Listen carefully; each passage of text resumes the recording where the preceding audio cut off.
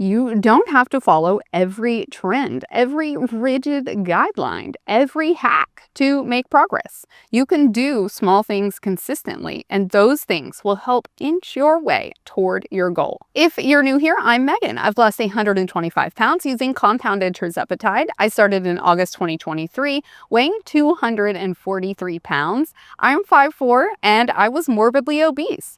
I lost 100 pounds in 10 months. I went on to lose an additional 25 pounds in the next 5 months, and I have been maintaining my weight right around 118 pounds for over a year now. Thanks for joining me for this video today. I am making this video from my car while my daughter is in one of her lessons. In today's video, I thought I would walk through some of the rules that I've heard that didn't apply to me, that did not stop me from losing 125 pounds on a GLP-1. And this is not to say that these rules are wrong. Of course, they probably work for some people. Maybe they even work for a lot of people, but they weren't necessary for me. So I hope by the end of this video, you have a little bit of freedom, that you can take advice that works for you, ignore advice that isn't serving you, and focus on just doing small things consistently to help you inch your way toward your goal. If you've watched any of my videos before, I think you'll probably notice that I am really not a fan of extremes.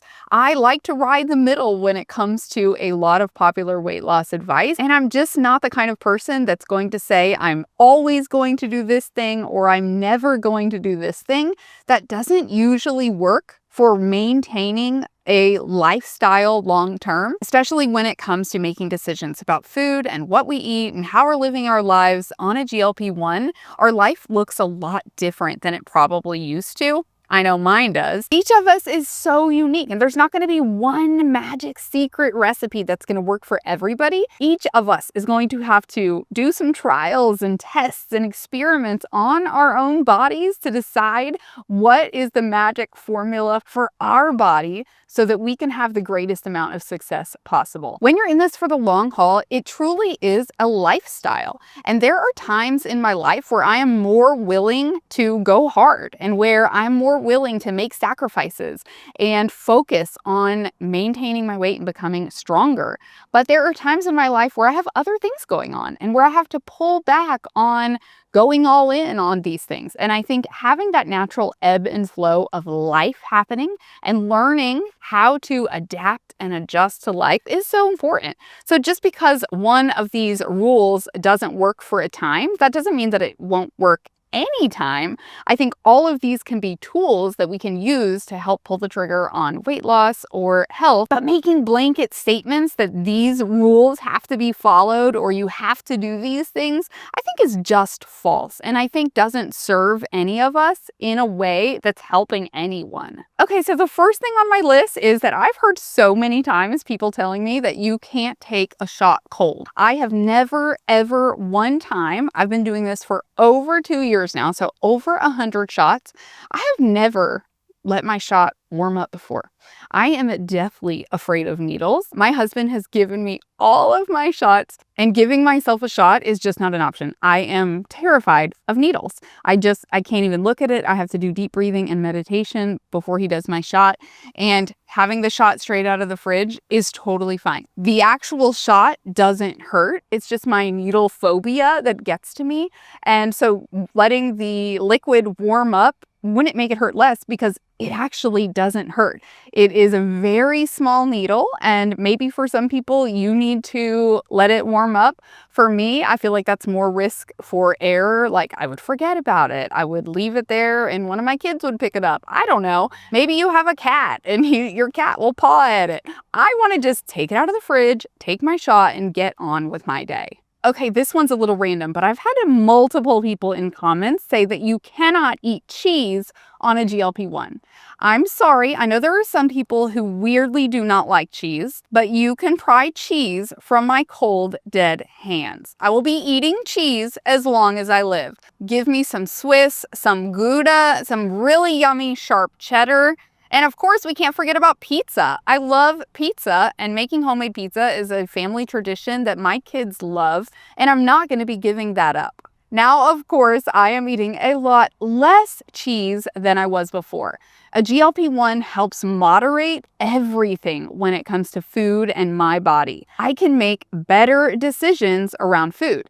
I can look at a serving size of cheese and look at the amount of calories in cheese, and I can make a conscious decision about how much cheese I'm going to eat. No, I have never eaten low-fat cheese. I'm not going to eat fat-free cheese. I eat full-fat, the real deal cheese, and it's delicious. I did eat cheese just about every single day while I lost 125 pounds, and I continue to eat cheese just about every day while I've been maintaining my weight for over a year. All right, here's another one regarding the shots. So I told you I'm terrified of needles. Now, popular advice says that you have to rotate your injection site. And a lot of people claim that the stomach is the very best and you'll get the best results when you inject into your stomach. Well, I've lost 125 pounds and I have never once injected into my stomach.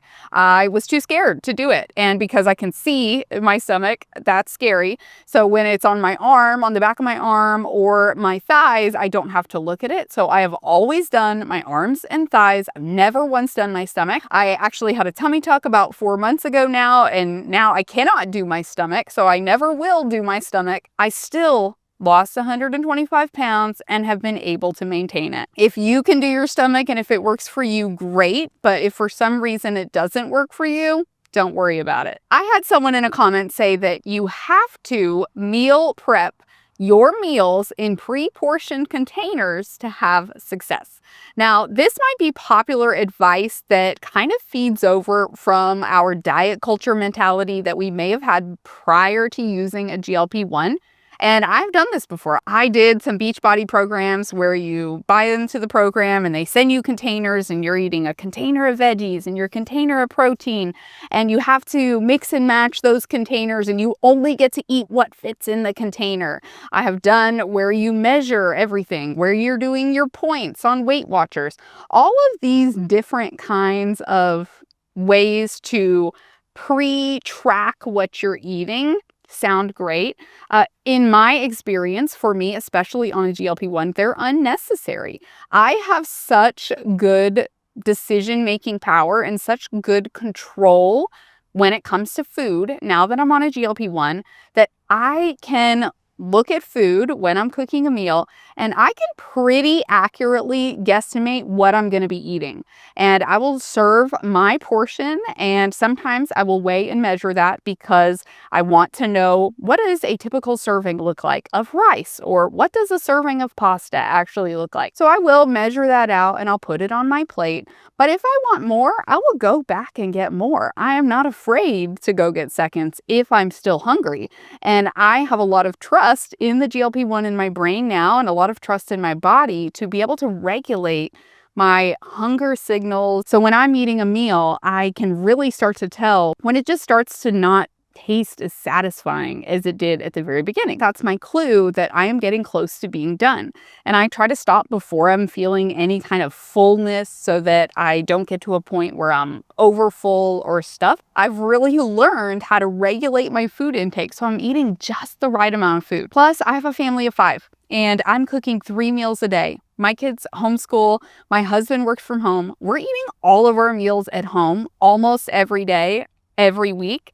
And if I was going to try to pre-portion out meals, gosh, that would be a lot of work. So maybe that works if you're single and you are meal prepping on Sunday and prepping some of your meals, but that does not work for large family life. Another piece of popular advice is to track every bite, lick, and taste. And I know a lot of people find success in tracking. And this is, again, not to say that tracking every single thing you eat is wrong.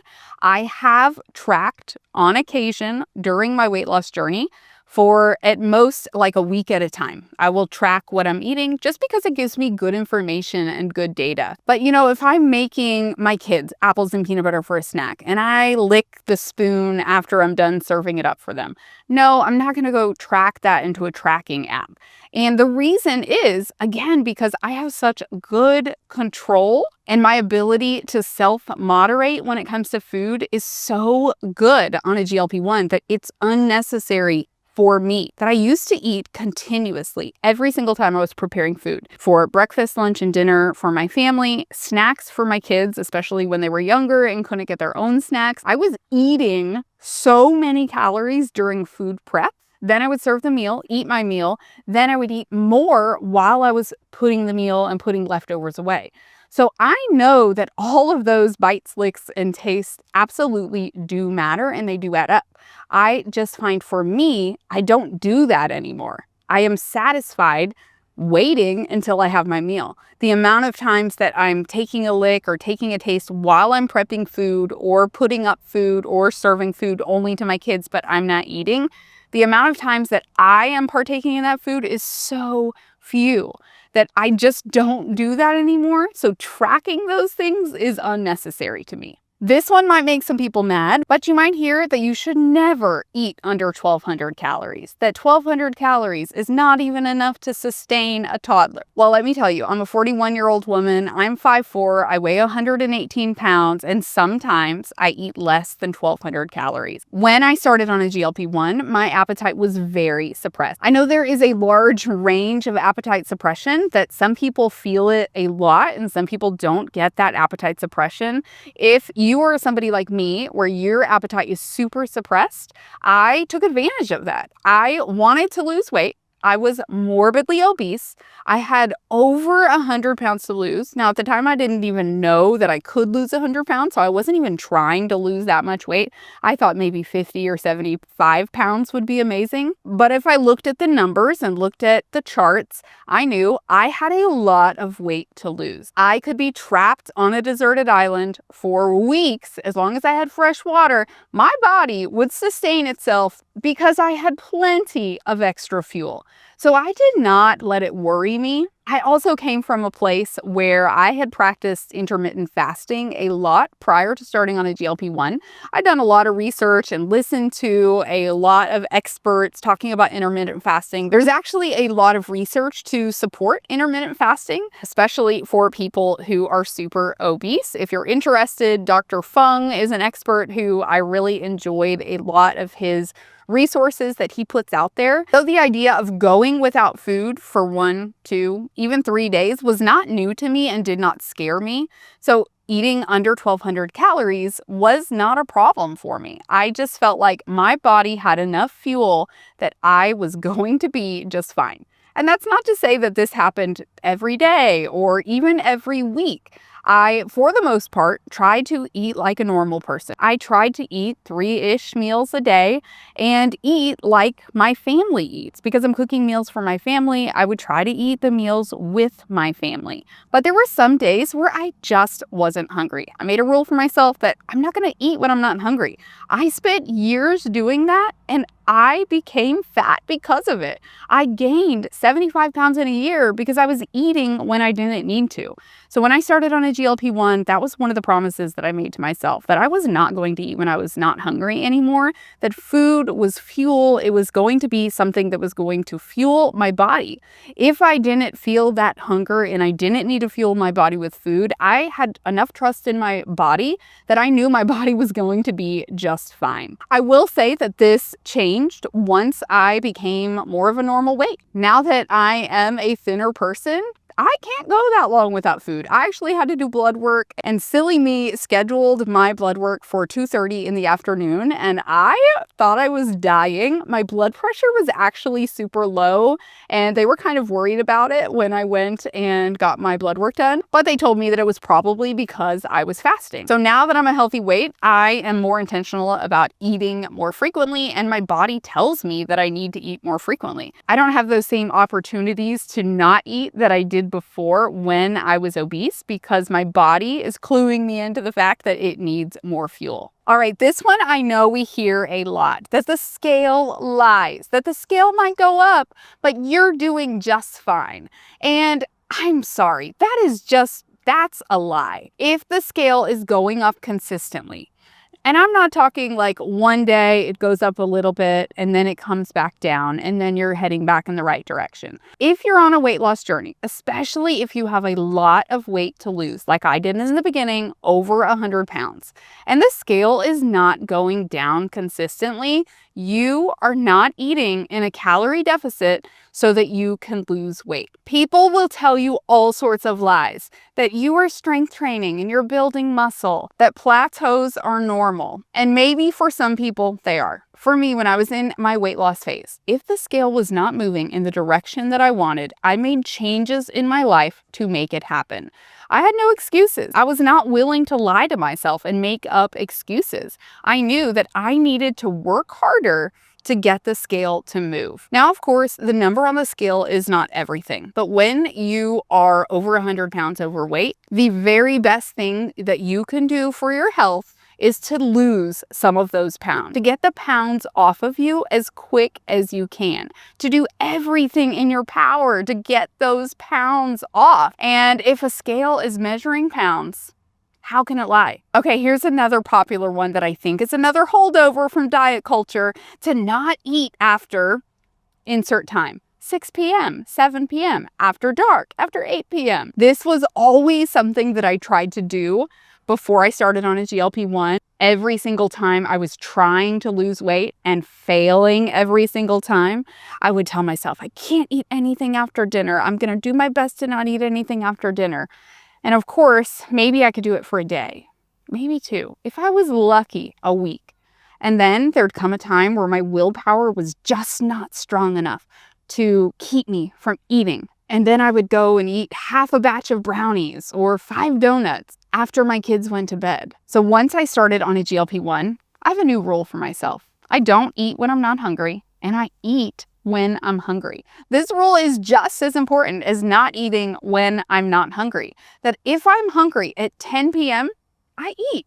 The other day when I did my blood work and I was fasting, I ate a meal after my blood work, and then I wasn't hungry for dinner, so I didn't eat dinner. But then at 9:45, I was ready for a meal. So I made myself a meal. I had honey cilantro chicken with corn and avocado salsa, and it was delicious. And just because it was 9:45, I'm not going to tell myself I can't eat because I'm hungry. And again, it's the GLP-1 that makes this kind of magic possible, that I don't have to worry about what time I'm eating, because for the most part, the GLP-1 helps my brain make the very best decisions for my body. It helps me, most of the time, eat 3 meals a day. I cook for my kids and my family, and I'm eating usually around 8 o'clock, 12 o'clock, and 4:30 or 5 o'clock. Those are just our regular meal times. So when one of my meals falls outside of those hours, it's an anomaly, and it's not something that happens very often, and I do not worry about it one bit. Here's another one that I've seen some people who have had a lot of success on a GLP-1 say that they have cut out all sugar and all desserts. That might be great for some people, but that is not happening for me. My kids love to bake, and I love to be able to taste a bite of their cookies or their cake. And while I talk a lot about food being fuel, the truth is that food is also part of our social culture. It's part of our lives and our lifestyle. And I don't want to have such rigid rules that I can't participate in life. And again, it's the GLP-1 that makes this possible. Because I have a GLP-1 in my brain, I don't crave sugar and desserts like I used to. Now, I have eaten a keto peanut butter chocolate cup almost every day for this 2.5 years that I've been on a GLP-1, and they are delicious. They're 2 grams of sugar for each one. They're so good. And that's my little dessert treat every day. But definitely once or twice a week, I eat real sugar, and I feel no shame and no regrets about that. I do use a lot of sugar substitutes and things that I used to eat regularly and probably would have used real sugar or maple syrup or honey. Now, if I'm just making it for myself, I will use a sugar substitute. And it's just finding a nice balance between using sugar substitutes when I can and when it feels good, but allowing enough flexibility to partake in real desserts and sugar when I want to. All right, here is another one left over from diet culture: to don't drink your calories. I have had a protein shake almost every day during my weight loss journey and during maintenance. I do a Health Code protein shake. Health Code is an amazing protein powder. It's so delicious, and it's not just a low-calorie protein shake. It's actually a full meal replacement. So when I make my protein shake, I use frozen bananas. I put 2 scoops of Health Code protein powder in it, and then I do it with water. So my shake ends up being about 450 or 500 calories. So this is not a low-calorie protein shake I'm talking about, and I drink one every single day. I do this because it's an easy way to boost my protein intake. It's an easy way to get some healthy fats in me. I feel really satisfied when I have this. Now that I'm in maintenance, a lot of times I will have 3 meals a day plus this protein shake. So drinking my calories works for me. All right, this next one I actually made a whole video on. So the myth is that to have success on a GLP-1 that you have to eat clean. Now, first of all, eating clean has so many different definitions by different people that we don't even agree on what that means. I used to be a real food enthusiast. I only ate real food, and yes, it worked for me. I dropped 80 pounds after the birth of my daughter, 50 pounds that I gained during pregnancy, and an additional 30 pounds just by cutting out all processed foods. I ate nothing that had more than 5 ingredients. I ate no sugar. I made every single thing from scratch. I made homemade wheat thins, homemade jam, homemade yogurt, all the things. Now that I'm a busier mom of 3, that's just not possible for me, and I am happy to use some convenience foods. I'm happy to use some foods that work better for my life right now. I love Sola bread, and I'm gonna use my keto Sola bread because it helps me meet my goals. My daughter makes sourdough, and it is really delicious. And I will eat that on occasion also. But if I'm having a sandwich, I am most likely going to make it with keto bread. So clean eating to me is important. I do want to feed my kids whole foods whenever possible, but I'm willing to make different decisions if it helps me meet my goals. So I'd love to hear from you. What advice out there are you not following? What things have you heard that don't make sense for you and your life? If this video resonated with you, I would love it if you would like the video, leave a comment, and subscribe to my channel for more practical, middle-of-the-road advice on losing weight and maintaining it on a GLP-1. Thanks so much for watching.